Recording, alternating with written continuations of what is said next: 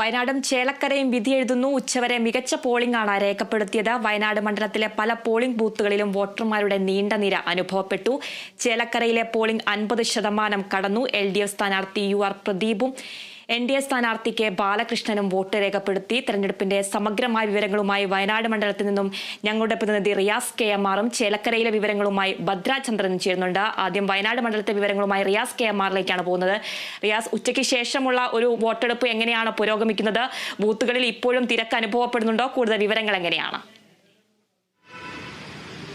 അതിന് വയനാട്ടിലും പോളിംഗ് ശതമാനം 50 കടന്നിരിക്കുകയാണ്. 50% പിന്നിട്ട് കഴിഞ്ഞു വയനാട്ടിൽ. ഇപ്പോൾ 52% വയനാട്ടിലെ പോളിംഗ് കടക്കുകയാണ്.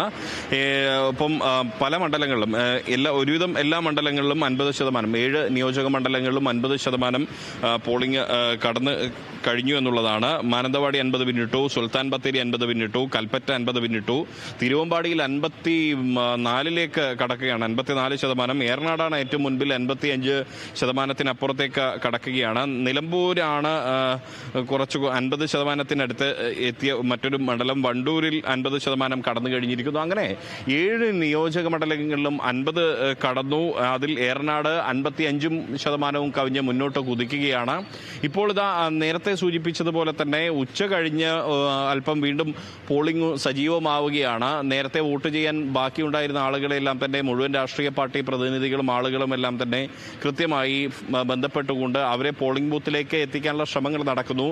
ഒപ്പം നേരത്തെ ജോലിക്ക് പോയിരുന്ന ആളുകളിൽ പലരും ഇപ്പോൾ നേരത്തെ എത്തി വോട്ട് ചെയ്യുന്ന ഒരു സാഹചര്യമാണ്.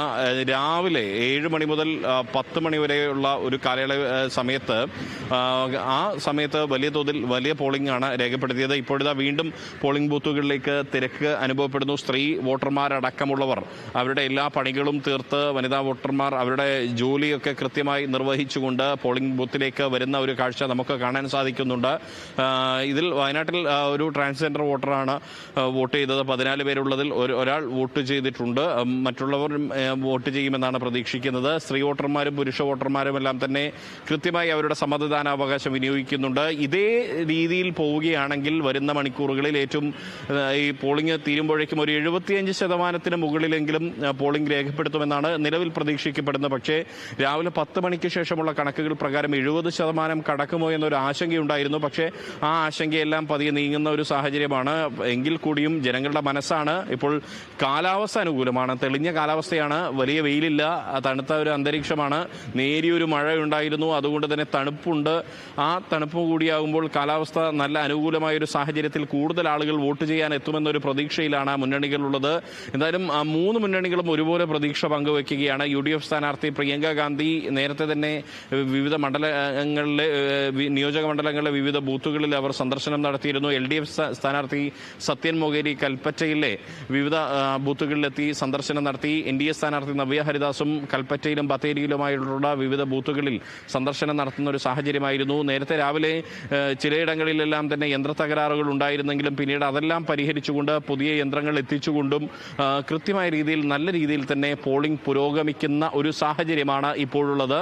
ഇതേ പോക്ക് പോവുകയാണെങ്കിൽ നേരത്തെ ഞാൻ സൂചിപ്പിച്ചതുപോലെ 75% മുകളിലേക്ക് പോളിംഗ് പോകാനുള്ള ഒരു സാധ്യതയിലേക്കാണ് വിരൽ ചൂണ്ടുന്നത്. അങ്ങനെയെങ്കിൽ ഈ 2024 ലോക്സഭാ പൊതു തെരഞ്ഞെടുപ്പിൽ രേഖപ്പെടുത്തിയതിനേക്കാൾ ഒരു നേരിയ ഒരു ശതമാനം വർധനവ് ഉണ്ടാകും. അത് 80% മുകളിലേക്ക് പോവുകയാണെങ്കിൽ മികച്ച പോളിംഗ് എന്ന്, അല്ലെങ്കിൽ 80% ആവുകയാണെങ്കിൽ മികച്ച പോളിംഗ് എന്ന് നമുക്ക് പറയാൻ സാധിക്കും.